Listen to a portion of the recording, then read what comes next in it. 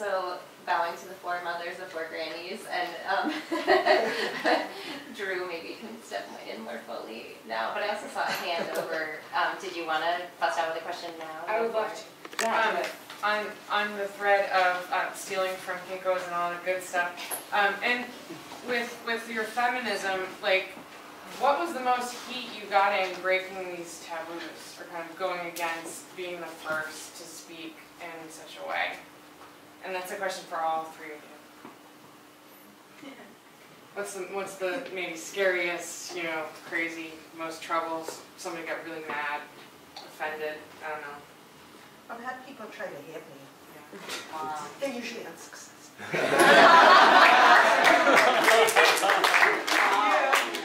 Yeah, I mean, well, I remember having, you know, just getting in a fight with a guy over something stupid. I think we were both drunk, and he came at me like he was running toward me, and I just like let myself fall, and he crashed into me. Was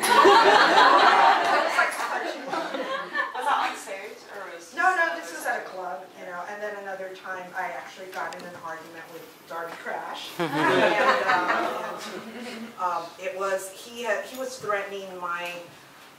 He claimed that I was an atheist, and I didn't see myself as an atheist, but I didn't really have a firm grasp on what I believed, and I couldn't express it to him. So it was my own insecurity. Now I realize that I was threatened by what he was saying. So I punched him.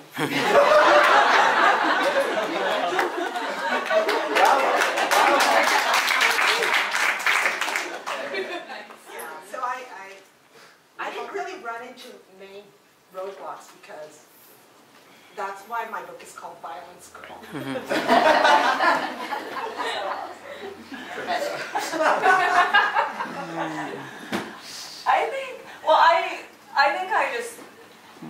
I think I'm a lot more soft or something than any, I don't know if I don't think I have a tough image, but anyways, I think I'm always kind of softer than whatever might be projected. But I was raised by this super tough, butch, lesbian, feminist, kind of hippie mom, and she started the first women's health clinic in my town, and so I just kind of grew up with threats always coming in, like, I mean, to my mom mostly, but like she also would do like rape kits before they were routinely done in hospitals, and if the men were convicted, occasionally they'd write her death threats and things like that. So she would get death threats a lot from anti-abortion protest people or whatever, and people were just constantly harassing us, throwing rocks at our house, and also just, you know, like a lot of homophobia towards our family and everything. It was hard. So I felt like in a way we kind of had to be tough growing up. But the thing is, I never really was. I don't know what happened, but my mom was really tough. And so I kind of feel like there was a lot more stuff then, and about that, like kind of growing up. And then, so I think by the time once I was playing music and on stage, I sort of was like, well, it can't get worse. I mean, can it? But also, I think it's like we existed at the same time as Bikini Kill, and they were a lot more kind of in your face and sloganistic and everything. You know, they had so much more power in a certain way. And I think that they bore the brunt of most of, at least in that scene, of most of the aggression. And it's not fair, and you know, I think Kathleen particularly had to take on most of it. I sort of saw my role in music as being a little bit more talking about the kind of how the personal is political, and I was more interested in talking about how self-esteem in young girls are focusing on that, and how we tend to lose that as we get older and stuff. So I try to, and also have these songs that are kind of a do as I say and not as I do. Because whenever people are always like, well, who's that song? What's that song about? You know, or like, oh, I listened to this song and that's why I do things a certain way. Or I don't know, like they would kind of be like, and I'd say, yeah, I wasn't that person. That's why I wrote that song. You know, I wish I write songs about who I wish I could be sometimes. So, but I mean, I One time I punched a guy in the face on stage. Like, it was the opening band and they were just being total assholes in the room. So I walked over and punched him in the face, but he didn't even flinch. So that's the thing. It's like, there have been times when I'm a little violent, but I'm just not strong enough, I guess. I couldn't believe I was so bummed. But he just stood there, I was like... You felt it 12 hours later. Well, and then his girlfriend just sat there and yelled at me, but whatever.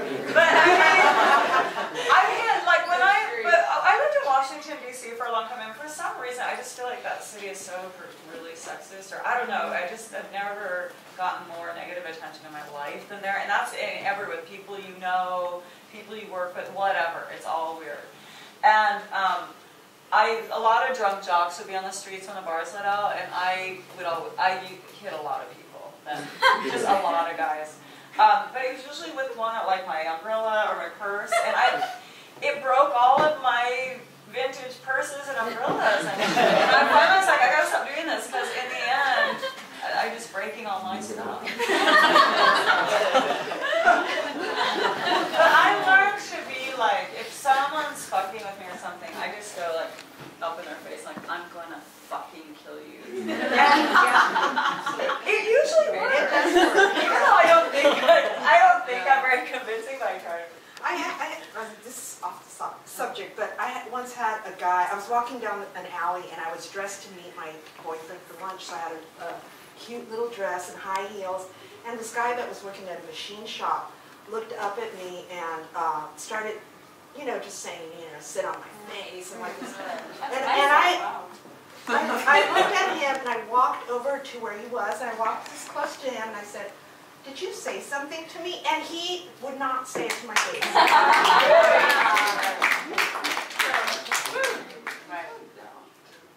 I've been like, it's funny because I've been groped just as many times while playing a show as I have been like, in the situations where you expect it, like if you're on a crowded subway or you're doing research about the sex trade in Mumbai or something, and you're putting, like, I put myself in situations where I expected it to happen, and then when the like situation where I expect it least, like on a stage, like separated from a crowd of people, and it still can happen. But it happened one time at a bonbon show.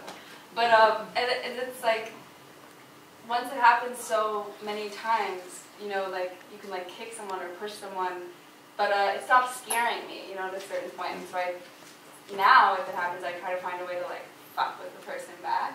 And almost be like, oh yeah, just see like where could we take this? Like what actually would they let happen in this moment?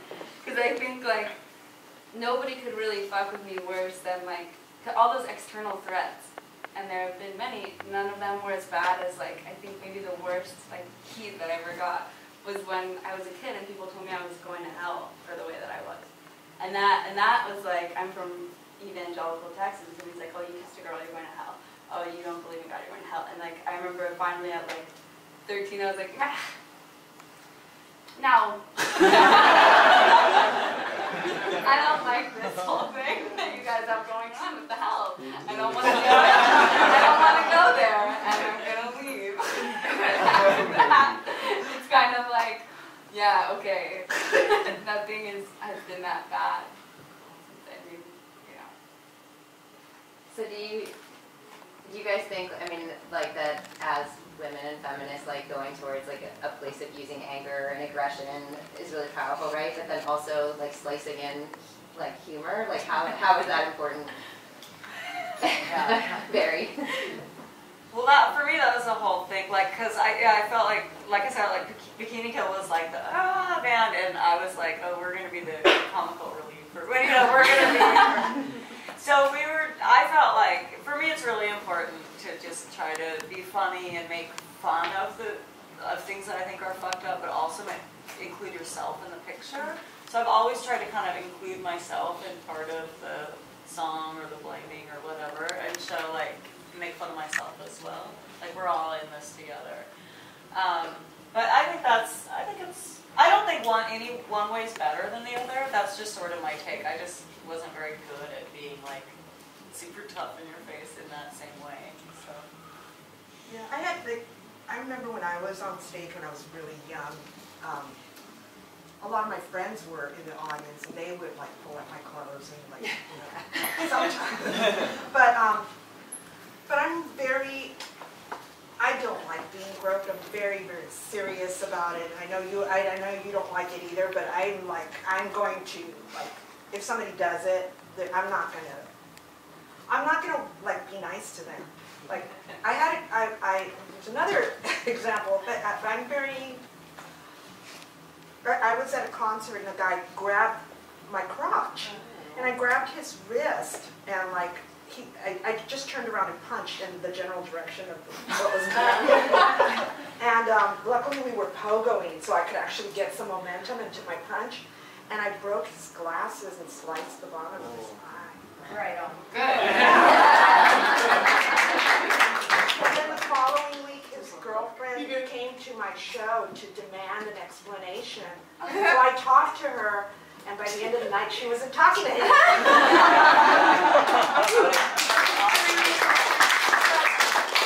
know, for me, I am concerned that if you play with, like, you know, you play along with a guy, they might think that, you know, that you don't mind it. Yeah. Oh, no.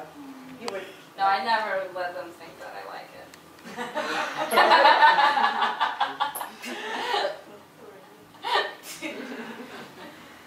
I'm sure you don't, but I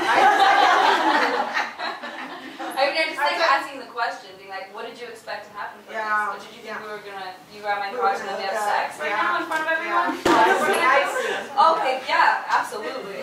That's why I got into music. I think there's so many different strategies anyway.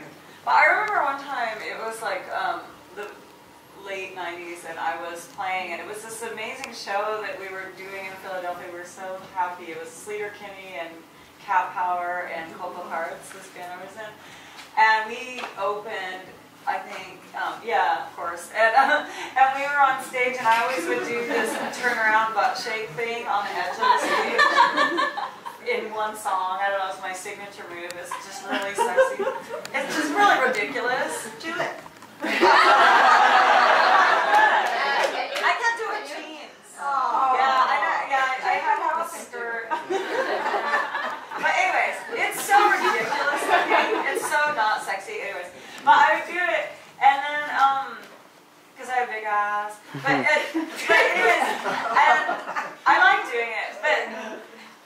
I couldn't believe this had never happened before either. All of a sudden, I just felt a hand on my ass, like this, and it was a high stage. I was like, what? And I just kind of turned around, and there was like, I swear, the one guy who was at the show, because it was seriously all girls. The one guy was just, and it was so bizarre. I just started laughing. I didn't know why. I just thought it was so funny. I was like, wow. Did you really do that? I was just laughing, and I thought, okay, I can't just laugh. I'm supposed to do something about this. And I was like, oh, I don't want to have a fight. I don't want to do anything. So I just am like, okay, what am I gonna do when the song's over or whatever?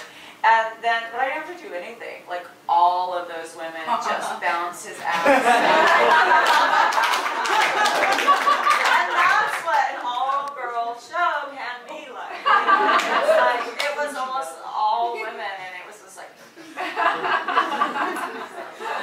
So I didn't have to do anything. I could just stand up there and laugh.